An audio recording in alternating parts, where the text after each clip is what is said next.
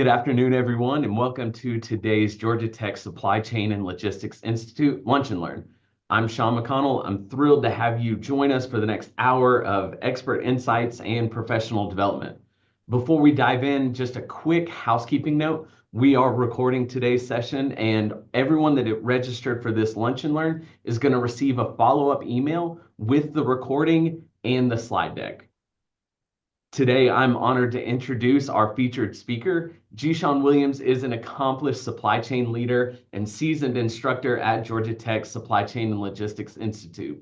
With over 25 years of experience as a procurement executive, he has personally negotiated and awarded contracts totaling billions of dollars. His expertise spans the globe, having trained thousands of industry professionals across nearly 20 different countries.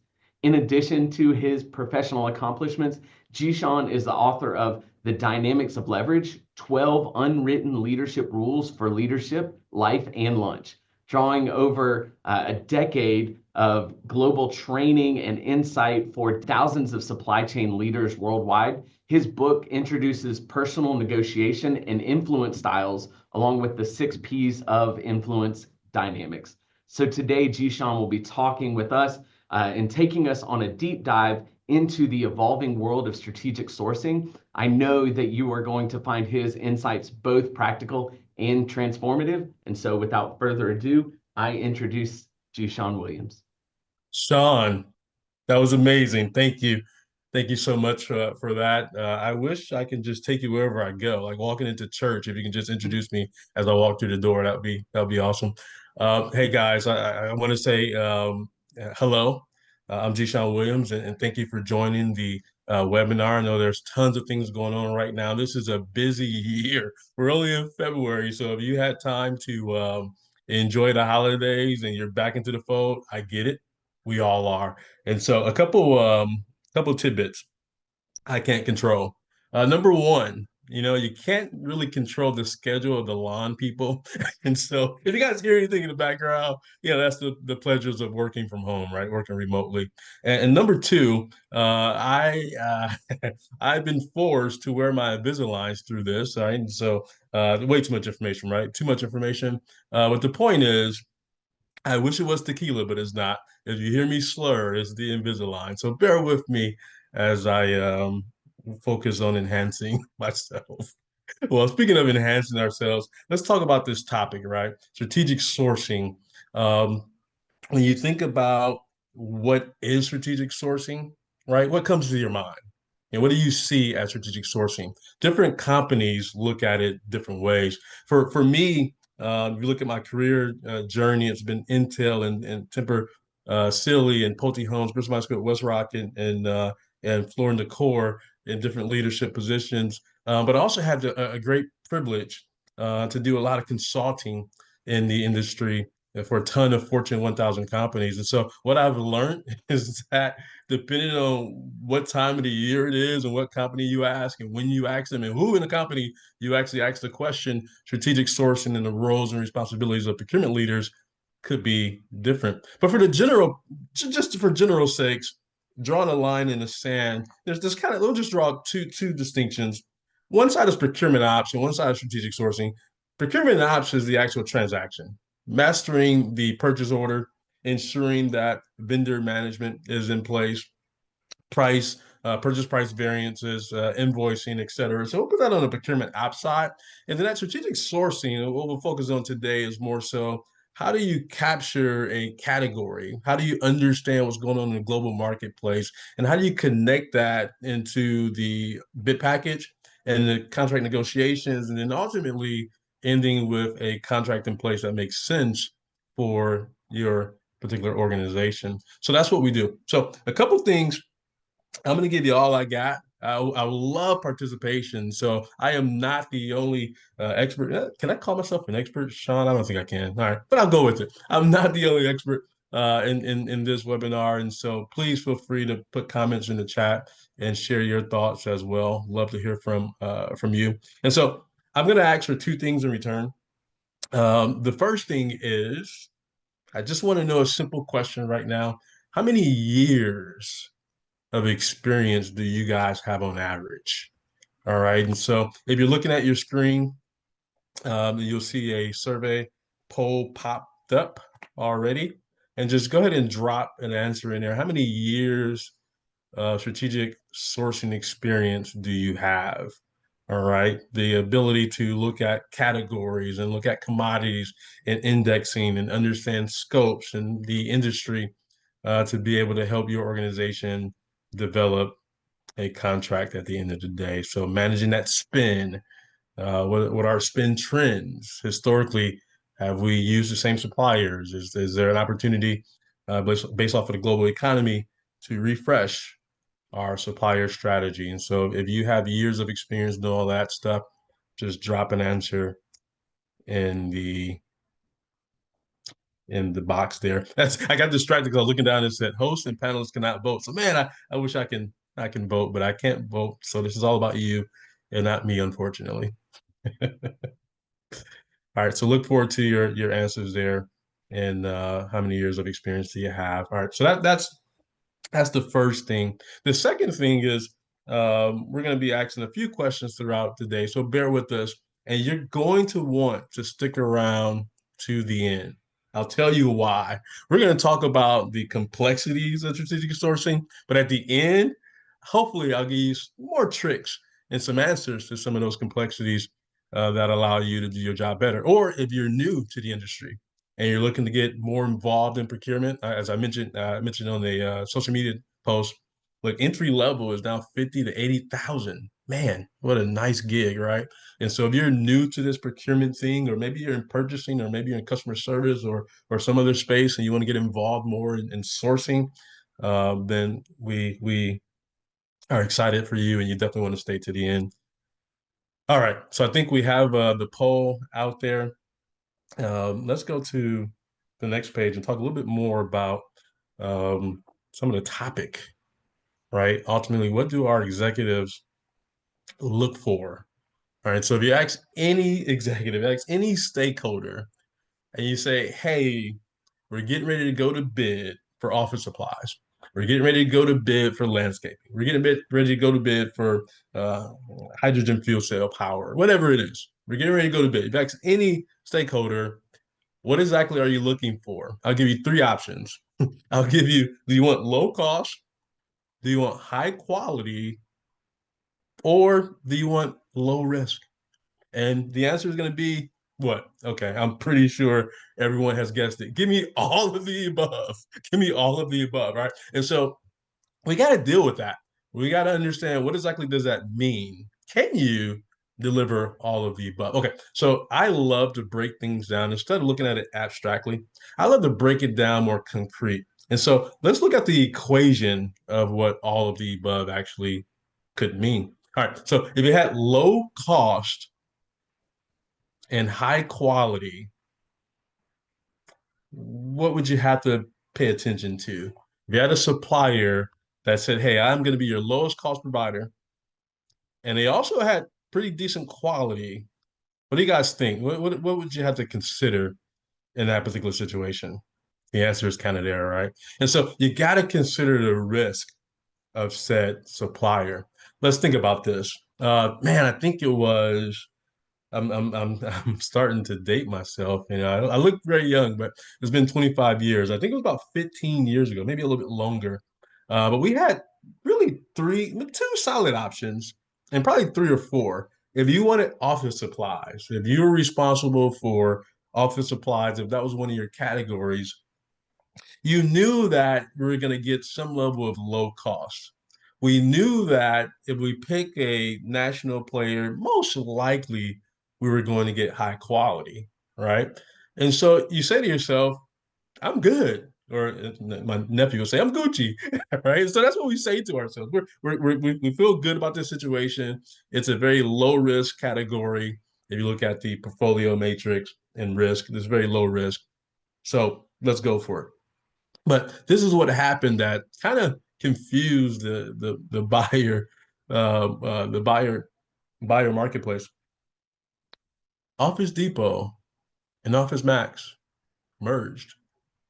All right. And so if you knew that, look, I'm going to get low cost and high quality, I just need to pick which one I want to go with and who's going to give me the better terms.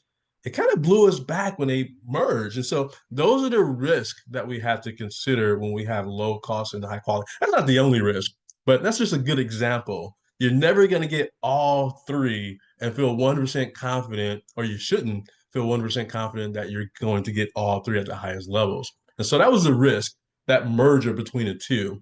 Some of those situations where we switch from Office Max to Office Depot, or Office Depot to Office Max, and then they merge. We're like, oh no, this is not good for me, right? Especially if you have personal relationships with a lot of those folks. Let's talk about high quality and low risk.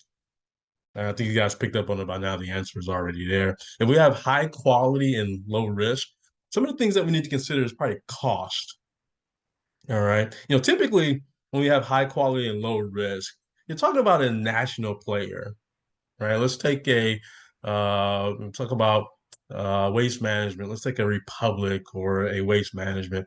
If you're talking about forklifts, let's take a Hyster Yale. You got these big players that are national. We all love to gravitate towards those national players. I think about software in this particular scenario. You got Salesforce and you have Microsoft Office. All right. So I am working on a computer and I get a ping and it says it's from Microsoft. I'm like, oh, this is a pleasant ping.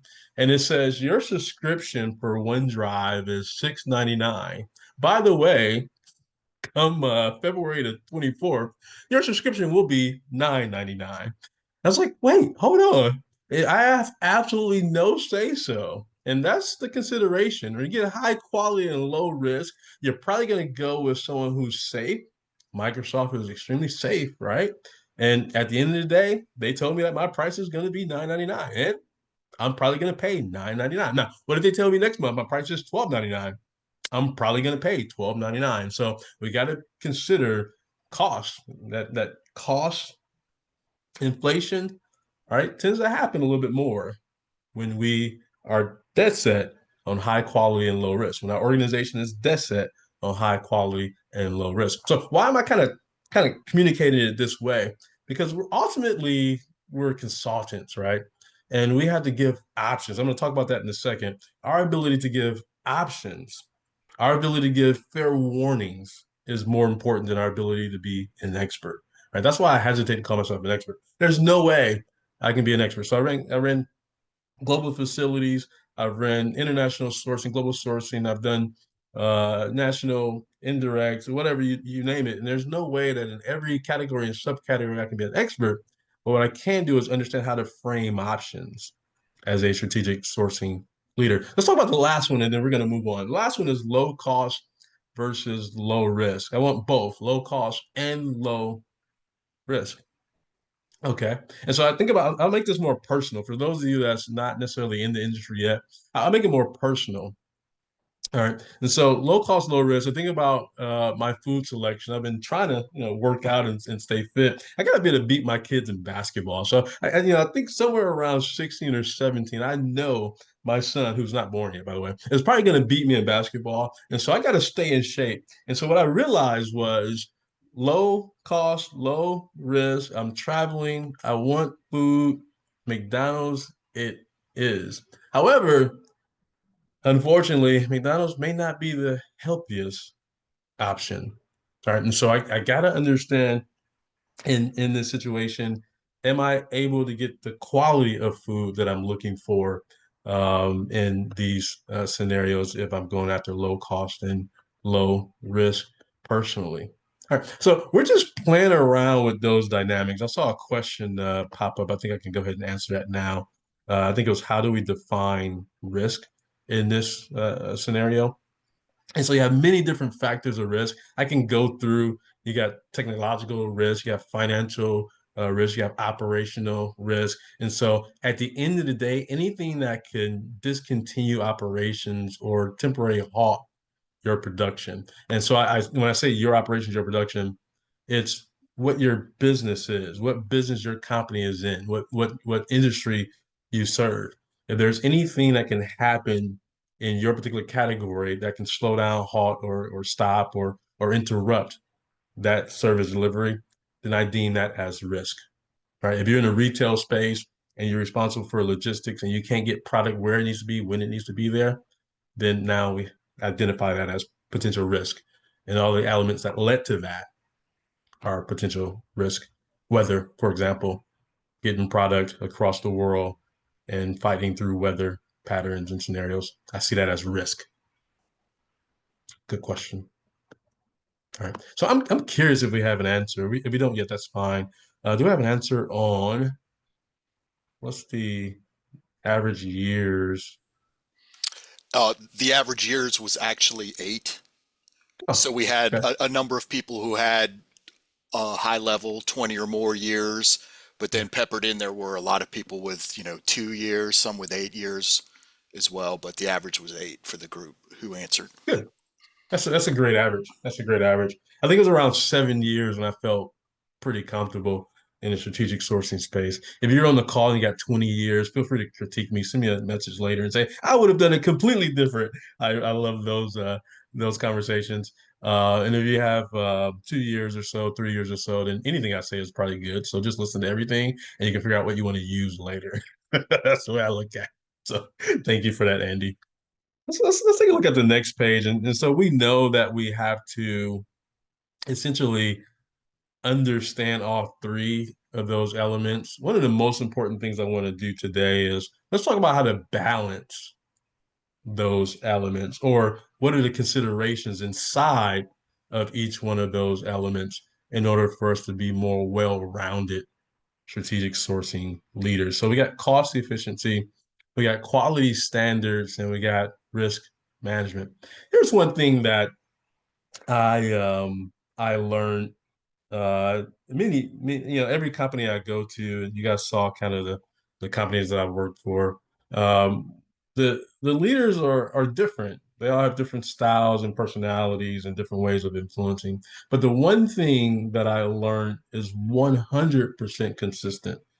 Okay, I'll go 99.9 just so no one holds me accountable too much here. But one thing I learned that is pretty consistent across the board on the leadership team is that they love options. They love alternatives. All right. And so early in my career, I was a little nervous because I thought I had to give the perfect solution. All right. If I was sourcing lumber, I thought I needed the perfect solution. And I kind of went through all of the options and I calculated everything and I looked at supplier solvency and I said, here's the supplier we should go with. What do you guys think? And I was wrong. What in all actuality my stakeholders wanted was here are the options. Here are the options. I think Marcus Howard said, yeah, that's why they always want to know what your plan B is. I agree 100%. They want the options. Here's what I now don't take that wrong. Don't take that the wrong way. They want options, but they also want what you feel is the best path forward. All right. And so we need to give them a roadmap, right? Based off of our organization, based off of the marketplace, what I see in global supply chains across the world. Here's the best option for us. However, if for some reason that is too ideal and we don't have feasibility to make it happen, here's some other alternatives. So let's call those alternative roadmaps. That entire portfolio, what I just said, let's call that alternative roadmaps. And so I want to focus on strategic sourcing is the leadership's ability to give alternative roadmaps, whether it's for a sourcing initiative, whether it's for a category, or whether or not you manage all indirect, or whether or not you manage all direct, or whether or not you're the CPO for all of the above. It's about you and your team's ability to continuously provide roadmaps of the best way to effectively and efficiently spend your organization's money. Now, I would be remiss if I didn't do this. We got to be able to couple what we're doing to the fabric of the organization. All right. And so if we look at those financial statements, it's all about performance. Most of our companies are in business to make money. And if you're not in business to make money, then you're in business to meet some budget. So it's kind of the same to a certain extent if you're in private sector or public sector. And so our ability to see how we fit into that, ultimately, one of the biggest things that's come out of that is cost efficiency. All right. We don't want to, let's call it margin erosion. We don't want to create margin erosion, right? If your organization is going out and making the money, the sales team, the marketing team, the business development team is making it happen, what you don't want to see is literally your net margins are eroding because your cost is going up. Or you know that it's inevitable that your cost is going up and your team doesn't have the ability to forecast and plan and help your organization strategize on those cost increase and cost pressures. And so that's not a good thing. And so let's look at maybe 9 little tips here that we thought about. We collaborated and said, hey, we gave 9 tips. Now, this is not an all-inclusive list, but if we had 9 tips, let's think about these 9 areas. So I broke the 9 areas. I love pillars, right? And I think a lot of people love pillars. A lot of leaders love you to put things in categories. And so I had no choice but to put into a category. So we got spin alignment, we got the global economy impact, and then we have logistics mapping. Now, I did get a chance to scan through the participant list. And I think there's a lot of logistics folks, a lot of supply chain folks on the call. I love it. I love it. So I had to give that last one to you, and you'll speak to it probably better than I can. So feel free to chime in on the chat. But let's go through the first one first, which is spin alignment. This is one of the things that I learned was a good way for me to get my foot in the door as a new leader to any organization. The spend reviews and savings impact. Okay, bear with me here. Bear with me. If you're an analogy type of person, then this is for you. I went on a cruise. This has had to have been 2005. And this is my first cruise. I wasn't that familiar with the concept, but I loved it. Absolutely loved it. I ate whatever I wanted. Somehow I lost weight. I'm not sure how that happened, but we'll check the facts on that. But it was a great situation for me. I had great company. It was amazing. There's only one thing that made me feel some type of way. You probably guessed it. At the end of the cruise, you check in. I forget what they call it, but it's the register desk, whatever they call it. You check in, and they slide you this bill. And you look at this bill, and you say, "This can't be correct. I've already paid for this cruise in advance. Why do I still owe $1,000?" But that's because all of the excursions and every decision that you make, you're like, this would be fun. Let's go for it. Shows up on that last bill. Okay, Sean, why is this part of strategic sourcing? Well, that's the beauty about understanding your stakeholders. Your stakeholders don't necessarily know what they have spent. And oftentimes, procurement leaders take that for granted. If you're new to the strategic sourcing space, don't take that for granted. Your simple ability to summarize, whether you're using your ERP and breaking it out to business warehouse, or you're using Excel spreadsheets with pivot tables, or you're using SpinHQ or Coupa, it doesn't matter. But your ability to simply summarize historically what your stakeholders have spent in a certain category, if you can break it down to the subcategory even better, if you can show them their top 10 suppliers, you're in the right space. I was working with a HR group, one of the companies that I worked for, and they were the last group to say, I don't think we really need procurement. Then they finally kind of came around. Why did they come around? Because I literally broke down their entire spend. They told me we spend a lot of money on benefits, otherwise we don't really need sourcing. And I said, actually, that's not true. All right, we looked at contingent labor and our contingent labor rates, and the fact that COVID had you in this uncertain period where you didn't really know whether or not labor was going to be readily available. And so when I broke it down that way and showed them their numbers, I was like, actually, this makes a lot of good sense. We probably do need to pay more attention to this category. So those spend reviews and savings impact is 100% important. So let me talk about the savings impact part of that. Your ability to articulate, on this particular project, there could be a 5% savings. But taking it a step farther and teaming with FP&A, which is financial planning and analysis, being able to team with that group and to break down what that means on the glide path for the next 3 years is extremely important, because you got to bring that back too. So that entire first bullet point, spend reviews and savings impact, you got to be able to bring that back to the budget. Right? What is that stakeholder spending in 2025, 2026? So that's the reason why we look at the last rolling 12 months. That's the reason why we look at the last annual last year, right? To be able to forecast what's upcoming. And so once you put yourself in position, now I'm not suggesting that for the folks that's been around this space for 20 years, you're going to agree with me. I'm not suggesting you sign up to help them with their budgets. All right. If you can get out of that job, get out of that job. You can prevent from getting in that job, prevent from getting in that job because you don't want that smoke. However, your ability to provide them with the key inputs for their budgets, I think will be seen as very valuable and make you more of a valuable player if you're not doing that today. Speaking of which, the second item there is pricing pressures. Okay. We noticed during COVID, I don't know if your company is the same, probably so. But every week a supplier said, I'm sorry to tell you, here's your 10% price increase effective.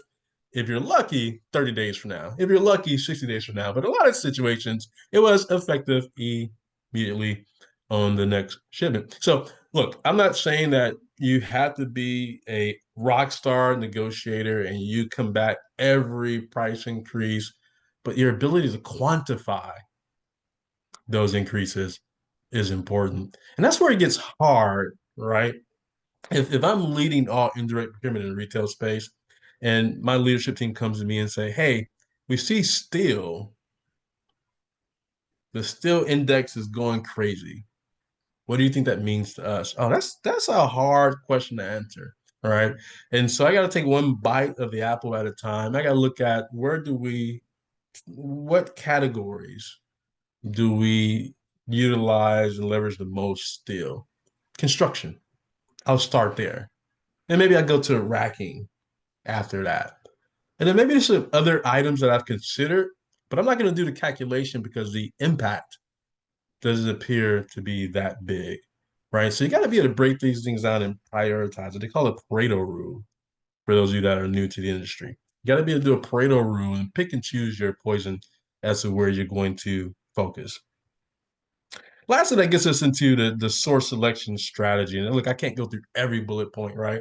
But I just want to touch on a few of the bullet points. Let me go back to the last page for a second on that source selection strategy.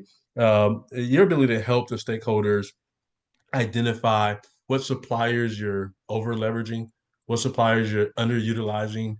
If a supplier's solution has economies of scale, whether or not you're taking advantage of those economies of scale, I think that's going to be extremely important for you in your toolbox as a strategic sourcing leader. All right, so things I want you to consider. Now, I'm going to go faster through the other two areas: global economy impact and logistics mapping. I can just probably stop with the first bullet point on the global economy impact. Trade wars. As I don't see you, but I literally see half of the group just cringe when you think about trade wars, when you think about tariffs. What is this going to look like for us in the future is a question that we have to help our organizations answer. And so I think the most recent is 25% tariffs on Mexico and 10% on Canada. Did I get that right? Is that the other way? I think 25-10, right? 25-10. And so we got to consider, well, what are we importing and how does that impact me? All right. Some of you guys may say, it doesn't impact me. I'm in whatever space I'm in. Well, it will impact you. You just got to figure out how, whether that is it important? I don't know. And so you know that a lot of car parts are moving across the borders, right? We know a lot of car parts are moving across the borders. So if we understand, well, how do cars impact me? Well, it probably doesn't. Well, maybe it does. I don't know. You go back and forth. At the end of the day, let's say my company has a lot of fleet. Well, I'm not buying cars, and so tariffs on a car doesn't impact me. However, my fleet contracts may come back to me and say, hey, remember that pricing pressure conversation that you guys had in that one webinar? Here's your increase. All right. And so I gotta be able to make that connection and that integrated supply chain as to how these tariffs and how they're applied and what they're applied on may have an actual impact on my category. So we wouldn't necessarily, the first thing that comes to our mind when we think about tariffs and cars is not my fleet and indirect sourcing. Right. That's not the first thing that comes to our mind, but we got to be thinking that way. Let me skip down a few of the logistics mapping. Another thing, again, when we're going out and we're doing strategic sourcing initiatives, these are all of the things that are on our mind, that should be on our mind. And we're just give you some tidbits as the things that we should be thinking through. So logistics mapping, one of the biggest things for me, you got to break down logistics two ways. One is upstream and one is downstream. All right. And so what is that scenario, that solution to get products from my supply base, wherever they're located across the world, to my facilities, wherever they're located across the world, and understanding the cost mechanism of such. All right, we can keep it simple: planes, trains, and automobiles. Yeah. All right. So, what is the cost impact if we fly small items? What is the cost impact if we're ocean on large items? What typically is the scenario if we're more in downstream logistics where you're responsible for moving your companies in production? What type of product are you moving? And historically, what type of cost should you see? And if there's changes, if there's a fuel surcharge, adjustments to your fuel surcharge, if the price of oil goes up, price of gas goes up, well, how does that relate? The price of oil to the price of gas, the price of oil per barrel to gas at the pump. I don't know. That's something that we probably need to know, right? If you're heavy into logistics. And so these are the type of things that is on our mind as we're becoming leaders in this space today. Now, if you're newer to this procurement space or strategic sourcing space, I'm going to tell you here at the end. So don't go anywhere. I'm going to tell you at the end that you don't need to know all of this stuff. What? Okay. You may not need to know everything. There may be another approach that you can take to be just as smart and just as intelligent at the table with your stakeholders. So let's go into the next two. I'll go to the next page and we'll look at quality standards. We'll look at risk, and then we'll start to wrap up. I know it's your lunchtime, depending on where you are in the world. And so I appreciate your time. I want to make this nice and nice and sweet. So scope alignment again, performance, impact, and source mapping. When we think about quality, all right, one of the things, if you're taking notes, one of the things that's important for me is thinking with the end in mind. All right. Whenever I'm negotiating a deal, whenever I'm putting out a bid package, whenever I'm doing supplier capability reviews, I am thinking, how is this going to end?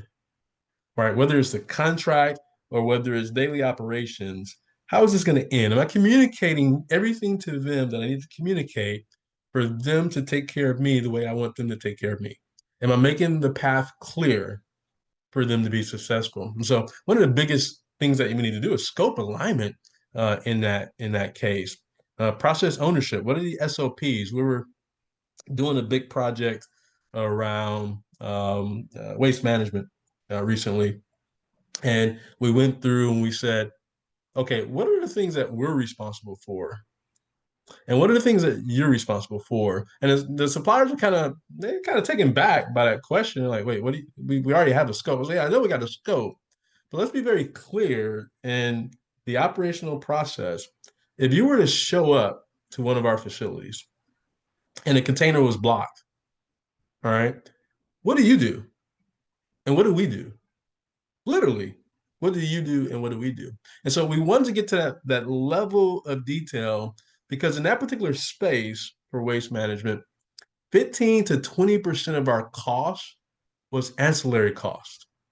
All right. And so the number of times I had to come back to our location because that container was blocked was costing us a lot of money. It's the easiest way for a supplier to give you a 3% increase, right? Is ancillary variable costs. And so not having control over those costs is the easiest way you can get a price increase and not see it. And so our ability to, again, think with the end in mind, making sure the quality standards are there and we have good documented SOPs on where this relationship is going. If it's a new supplier and if it's a incumbent, is okay. Doing those QBRs, those quarterly business reviews, is good to take some time out and then make sure that you're capturing these things. Because the last thing you want to do, even if you have an incumbent that's been around for years, is go to bid that category and you realize that you really don't know the level of detail of what they're doing. And every bid you get back will be underbidded, right? And so a lot of you guys have been around for a long time, know exactly how you feel when those things happen to you. Let's get down to performance impact. understanding those KPIs and the CPIs, what's the difference? Critical performance indicators and key performance indicators, compliance and accountability, who's actually accountable. Yeah. So here's a funny thing.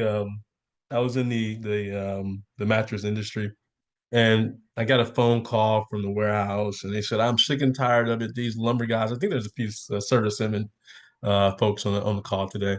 It's like so you would appreciate this. It's like these lumber guys are always delivering our lumber late. We're trying to build these foundations and be as just in time inventory as we can, or reduce our inventory levels, and the lumber deliveries are always late. And so after probably 3 months of this going on, so I finally said, okay, I need to do something about it. And so I called the supplier and said, hey, we got to meet. Let's schedule some time. You can come down here, and we can. They were up in Canada. Spruce pine fir comes. A lot of it comes from Canada. And so I said, come on down here in North Carolina so we can meet. And he said, yeah, I'm so glad you called. And I was like, wait, where's this going? He's like, if you feel like we've been late 15% of the time, can you imagine the amount of times that we showed up to your dock and your team wasn't ready to take us? I was like, ooh. All right, so be careful when you're looking at your supply base and you're focused on performance impact. Truly understand whether or not your organization is putting them in position to be successful. Don't let that backfire on you. So when I talk about quality standards, it's not only supplier quality, it's very hard to look at supplier quality and not look at your company's quality, your company's SOPs and KPIs, CPIs, etc. All right. Man, so much here. There's so much here to talk about. That's the reason why we have our leadership certificate program, so we can spend more time doing this. We have our power sessions, so we can spend more time going into deep dives. But this is just enough to kind of give you things to think about, right? Give you things to think about. And I love keep the questions coming. Keep the questions coming. I love this to be as interactive as possible. Let's talk about risk, and this is the last area, and then we'll get into some tricks and some tips that help you manage all of this stuff, right? Just in this conversation alone, so there's like 9 bullet points per page, and there's 3 areas. Um, you got you got 27 things to consider, and that's for every category, depending on how many categories and subcategories you have under your desk, right? And under your umbrella. And so there's a lot of stuff going on. It's hard to be an expert, right? When I was in the retail space, I managed about 1.5 billion worth of spend. Geez, I forget how many categories. I think it was something like 112 subcategories, right? And so there's no way I can do this type of work on 112 categories. It's just not going to happen. That's what my team was for. But at the end of the day, I need to have enough insight to ask the right questions. All right. And so this is what I want to do is just give us the insight to ask the right questions. Let's look at risk here as we think about just simply in the process alignment, the awareness and stopgap measures. What do you mean by that, G. Sean? When I was at Intel, we had this thing called machine down awaiting parts. All right. And I learned this is, oh, Jesus, 24 years ago. I still remember this like it was yesterday. I learned that it's just as important to do something as it is to strategize about what you want to do. I was like, how can you do both at the same time? And I realized you can, right? And so if there's a machine down awaiting parts, the first thing I had to do was, where's the part that we need? How soon can we get it? And what we need to do to make it happen? That was number one. Then number two was just as important, why did it happen? All right, because I knew the next morning I'm reporting to our fab managers as to why their equipment is not running. All right. And so I got to be able to answer both. All right. Why is it not running and what's on the way? All right. So make sure you keep that in mind. Talk about process alignment and that risk space.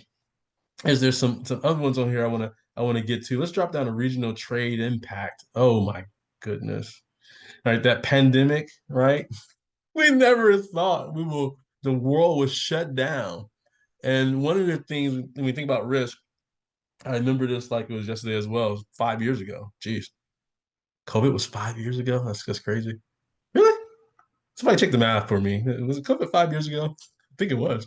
But I look at that pandemic, and one of the things that happened was a lot of folks that had never had to talk to a supplier in international territories, your distributors, your Kimberly Clarks, your Medlines, your just like your Home Depot Supply, HD Supply, your distributors are making it happen for you, and you never have to worry about where that glove was coming from, and how you're going to get it distributed throughout your organization. For the first time, your Kimberly Clark's told you, "I got nothing.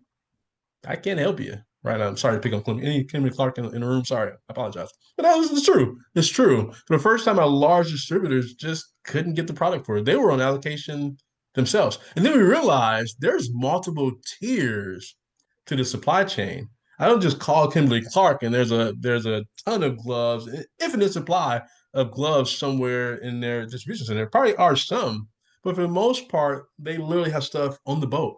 They literally have stuff in production. In a lot of situations, they don't own those production facilities in China, in Malaysia, in Vietnam. And so we learned that the hard way that we need to understand regional trade, regardless of what region across the world, depending on the diversity of your supply chain across the world. And so one way to do that is look at our tier one supplier, who's supplying us, but then who's supplying them, who's supplying them, who's supplying them.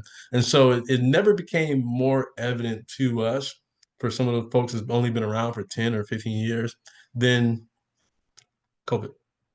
It really brought that out and the understanding and need to do such. So that's a lot for us to swallow. All right, I can go through all of these bullet points. I would love to call me, send me a LinkedIn or whatever. We can chat about it and have fun with it. But at the end of the day, let's look at kind of how do we put this in perspective. All right, so let's go to the next page. Let's put this in perspective, right? So the first question I ask you is, does everyone feel like you got all of that? All right. What level of confidence do you have to say I can do all of the above, and I feel pretty good in doing such. All right, so just go ahead and drop that. You see the ping on your screen. Go ahead and give me a quick answer. I'm just curious. Remember, I said, look, this is a trade. We're negotiating. I'll give you what I got, and you guys give me what you got. So, quick question for you: what level of confidence would you have today implementing a category strategy incorporating all of those points that we just talked about? So incorporating or facilitating all of those points that we just talked about. If you feel like you got it 100%, some of my folks have been around a long time, you're probably 80, 90%. If you haven't been around that long, okay. 20%, not bad. But there's a trick. There's a trick that I'm going to talk about here in a second. So we'll get the answer here. We'll give you about 15 more seconds. All right. What do you think? What do you think, Andy? You think we're close to an average yet? Good sample Yeah, size? it looks like the average is 50%, around 50%. Okay. So yeah, there's not as many, 80, 90, 100%. Okay. But Yeah. yeah. Yeah. That's because Andy, there's a lot to swallow, all right, for one person. And I mentioned it earlier. You may have two, three categories. Each one of those categories is a subcategory. So if I'm doing packaging, yes, that's a category. Yes, I got it. I'm gonna tackle packaging. And then you realize I got some plastic stuff, polypropylenes and polyethylenes, and I care about oil and the price per barrel. Oh, geez. Wait, I got some lumber too. Oh no, I got the dunnage on the trains, and I got some banding and strapping, all different industries, all different industries. And so to be able to do there's only 27 bullet points. By the way, this is only a sample size of what we need as strategic sourcing experts. But I'm gonna teach you a trick. I told you to stick around to the end because there's a little trick. Here's the trick. Our ability to actually understand every scenario for every category for every stakeholder, it's just not feasible, right? Unless there's one way that you can do that. For some of my folks that have been around a little bit longer, if you stayed in the Holiday Inn Express last night, then you probably have the opportunity to do it. But if you didn't stay in the Holiday Inn Express, then maybe not. Maybe it's not there for you. And so there's one trick. I think what people take for granted is to facilitate your ability to facilitate. I'm gonna go back to that last page for 1 second. Your ability to facilitate. I'll give you the areas of facilitation. market intelligence, sourcing execution, transactional excellence, and supplier oversight. All right. Inside of our PSM certificate program, we're going to go through each one of those and break down the details. But your ability to facilitate and give guidance and options to your stakeholder is even more important than you being a content expert at every one of those bullet points, to be honest with you. So I'm curious if you guys feel the same way. If you've been around for years, please feel free to drop a chat and let me know if you feel the same way as we start to wrap up. I'll go into the next page here and let's talk about, oh no, oh no. There's always a but. There is always a but. All right, so mastering strategic sourcing starts with mastering facilitation, but mastering facilitation requires mastering commercial influence. You're not going to move folks if they don't trust you. You're not going to move folks if you can't influence positive outcomes, right? Our stakeholders are wired, and it's not their fault. I really thought about this, and I called them every name you can imagine. If you go to a procurement conference, there's so many names for our stakeholders. It's crazy. But I got smart and I said, it's not their fault, right? It's not their fault. Our stakeholders want the path of least resistance. So let me tell you what made me come to this conclusion. I'm in Texas. I'm doing a business trip to Texas. I'm flying into Houston and I'm driving over to, Evadale.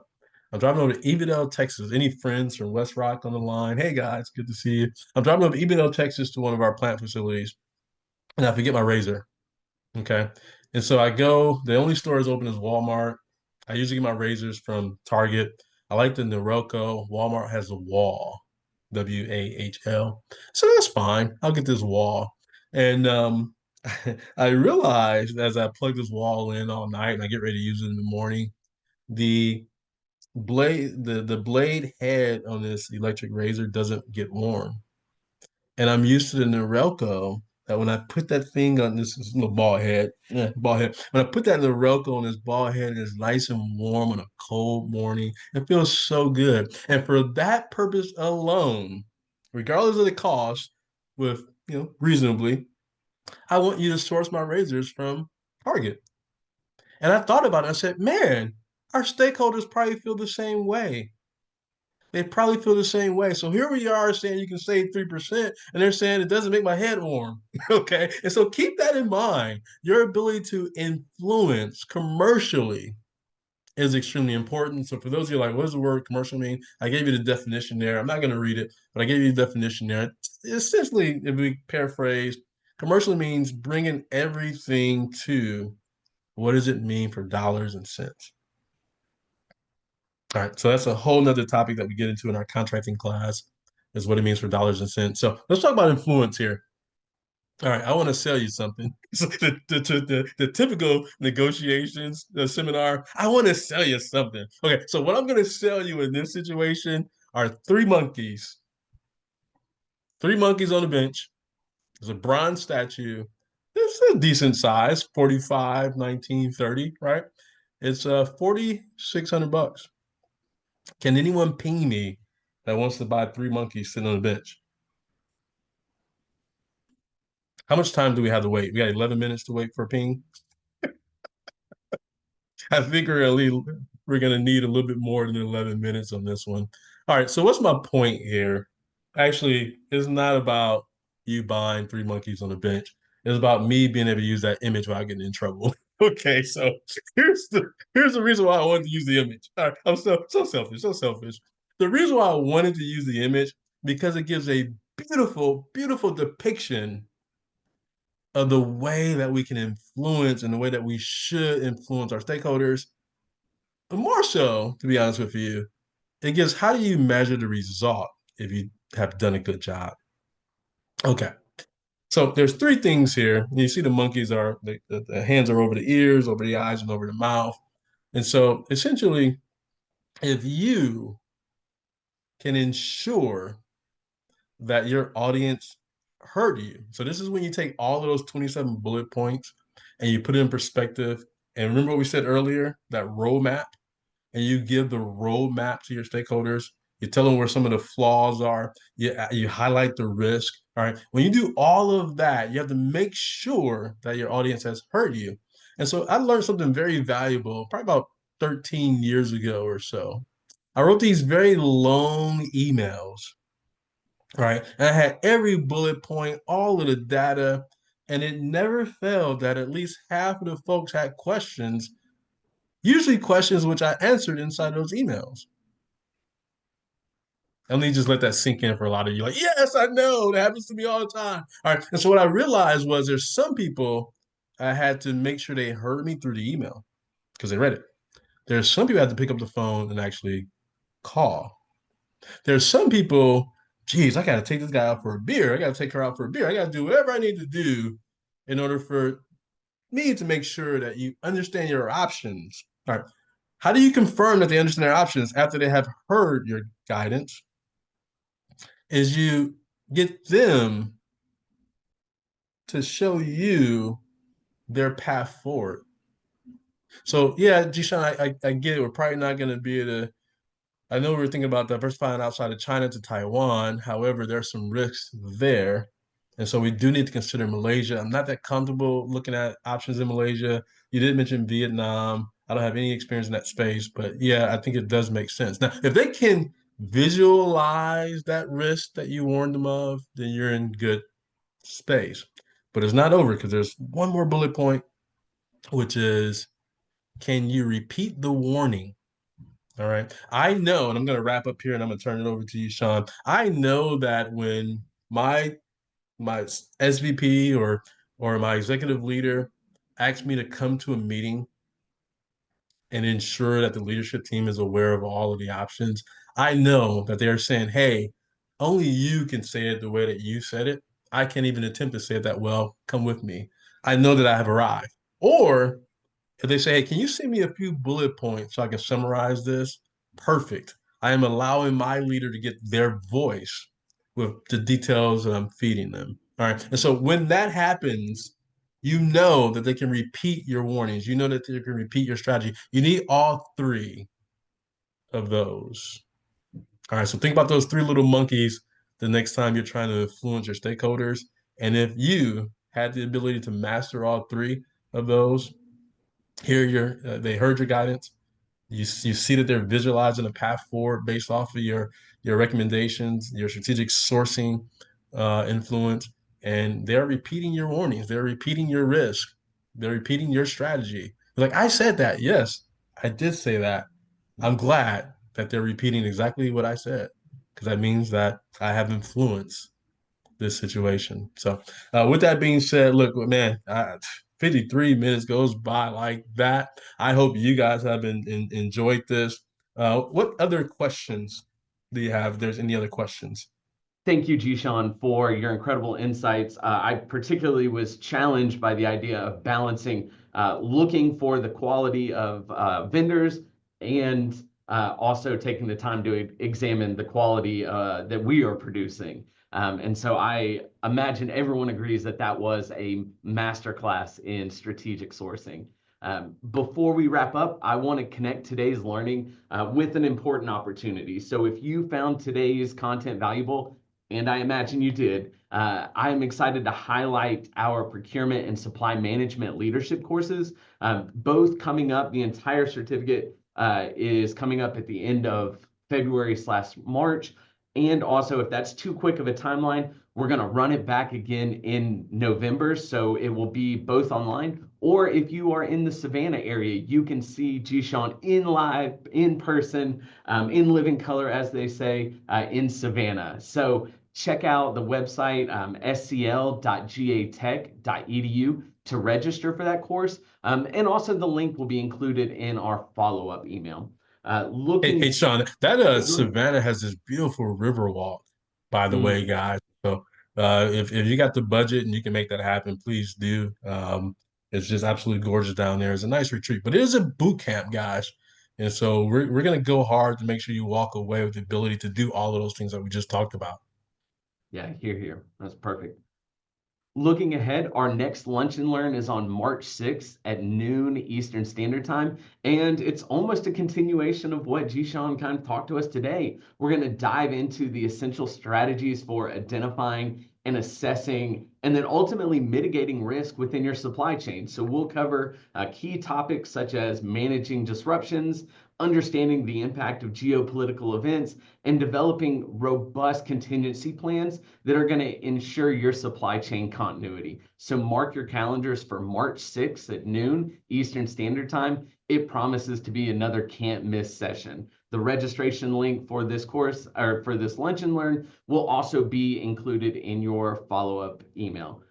Finally, thank you to everyone for joining us today, for investing your lunch hour in professional growth.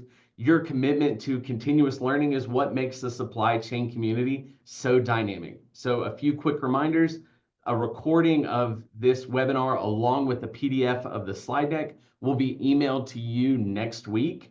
Check out our website, scl.gatech.edu, for more information or to register for our procurement and supply management leadership courses. And don't miss out on our next Lunch and Learn on March 6th. So until then, stay curious and we'll see you next time. Thank you, guys.